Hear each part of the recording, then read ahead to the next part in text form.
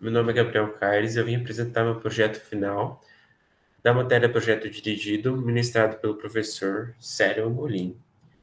E o título do meu trabalho é Dificuldades das Empresas Brasileiras no Cenário Pré-Pandêmico e Pandêmico. A motivação pessoal. Antes de a gente entrar numa parte mais metodológica, mais científica, é importante destacar a motivação que me levou a fazer esse tipo de trabalho, essa pesquisa. Eu sou filho de empresários e microempresários, na verdade, e eles têm mais de 30 anos no mercado, situados numa região vulnerável economicamente, no litoral norte de São Paulo. E desde a minha infância até meu crescimento e os dias de hoje, eu vi que eles tinham muita dificuldade em administrar a empresa deles. E além de verificar isso, eu observava que as empresas que ficavam ao redor, elas tinham uma alta taxa de rotatividade, ou seja, a cada 1 ou 2 anos chegava uma empresa nova naquele mesmo lugar e nenhuma empresa conseguia se estabelecer de fato. E através disso eu formulei minha hipótese de que empreender no Brasil é uma tarefa quase impossível, mas através desse trabalho eu consegui consolidar alguns argumentos e desmistificar algumas outras hipóteses que talvez não condizem tanto com a literatura. A introdução. O trabalho vai se dividir em duas partes, o período pré-pandêmico e o pandêmico. O Brasil estava em 2012 ocupando a terceira posição de nação que mais empreende no mundo. Com a pandemia, um cenário que já enfrentava suas dificuldades teve seus resultados completamente comprometidos.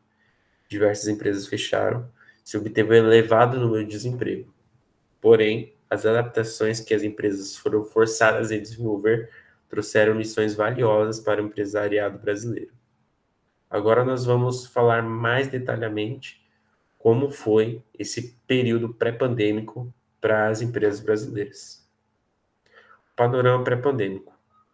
Nós vamos resumir os problemas enfrentados pelas empresas no cenário antes da pandemia em três principais fatores: a crise econômica, a falta de profissionalização dos administradores e o fator político, que envolve a burocracia e a tributação.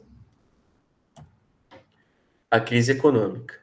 713 mil empresas fecharam as portas em 2015, antes da pandemia, e o Produto Interno Bruto, PIB, recuou 0,2% no primeiro trimestre desse ano em relação ao quarto trimestre de 2014, segundo o Instituto Brasileiro de Geografia e Estatísticas, IBGE.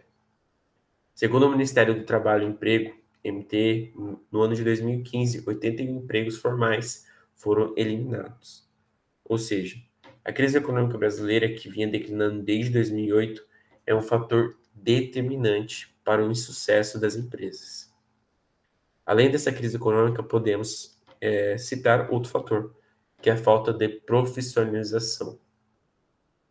No Brasil, nós sabemos que a realidade do Brasil é uma situação muito pobre, e que faz com que muitos empreendedores, muitas pessoas olhem o empreendedorismo como uma forma, uma alternativa de sair daquela situação de vida. Isso acaba significando que talvez esses empreendedores eles estão ali só como uma fonte de subsistência e não como uma coisa planejada, uma coisa que está mais propícia a dar resultado. O Sebrae realizou uma pesquisa com uma parcela das empresas distintas. 34% indicou que se deve procurar pessoas que conheciam o ramo para se obter informações sobre negócios, 32% indicaram o contador e 20% indicaram o Sebrae. Ou seja, há um apelo, há uma preferência pelo conhecimento empírico do que o conhecimento técnico. Isso mostra a falta de profissionalização dessas empresas que acabam falindo. É importante traçar um elo entre o ambiente acadêmico e essas informações gerenciais responsáveis por nortearem as empresas brasileiras. E o Sebrae, que é o Serviço Brasileiro de Apoio às Micro e Pequenas Empresas, ajuda muito nesse processo com suas pesquisas, seus estudos, seus cursos, faz um papel muito importante nessa ligação. Temos também o último fator, que é o fator político, que envolve a burocracia e os impostos. Na burocracia, o empreendedor precisa percorrer repartições públicas nas esferas municipal, estadual e federal para conseguir abrir uma empresa, sem contar o tempo que se dispõe nessas atividades. Os impostos. O empreendedor encontra dificuldades em relação aos tributos a serem pagos. Existem tributos municipais, estaduais, federais, que devem ser pagos religiosamente, e a falta deste pagamento pode levar o empreendimento à estagnação. Os impostos, que a taxa brasileira são altos em comparação aos outros países, eles não são convertidos adequadamente em serviços que possam facilitar a vida do empresário nacional. A nossa nação brasileira tem os impostos em porcentagem parecidos com os praticados na Europa, porém a gente consegue visualizar que esses impostos aqui no Brasil não são convertidos e não acabam não ajudando o empresário, que muitas vezes tem que pagar altas taxas de impostos devido ao tipo de atividade econômica que ele exerce e não tem um retorno que ajude ele a prosperar dentro da economia.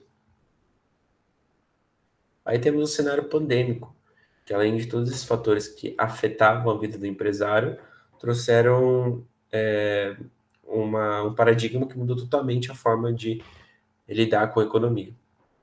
Como já sabemos, milhões de pessoas perderam seus empregos, governos tiveram que aumentar consideravelmente os gastos com saúde, ajudar financeiramente as empresas e as pessoas durante a crise do coronavírus. O vírus já infectou 21.897.025 pessoas, fazendo 609.756 vítimas fatais, segundo a Organização Mundial da Saúde, OMS, o que resultou em 3 lockdowns por períodos distintos desde o seu surgimento no Brasil até novembro de 2021. Ou seja, esses 3 lockdowns eles significaram a paralisação da economia.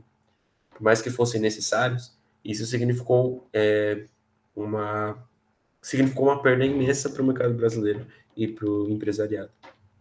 De acordo com o levantamento feito pelo Sebrae, em abril de 2020, os pequenos negócios vinham sendo afetados nesse período de isolamento, registrando queda de 88% de faturamento.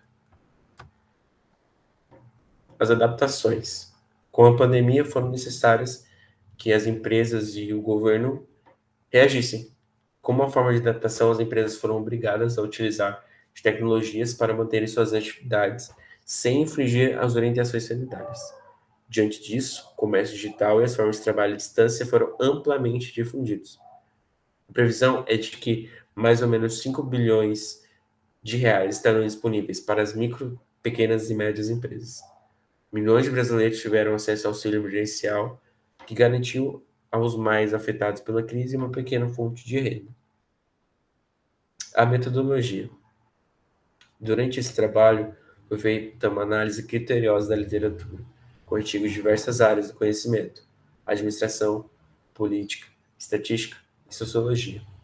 As informações de cunho estatístico foram fornecidas pelo IBGE, OCDE e pelo Sebrae, e foram capazes de elucidar argumentos complementares aos artigos.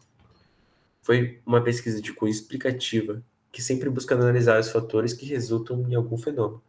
No nosso caso, busquei analisar os fatores que resultam no fenômeno do insucesso das empresas brasileiras.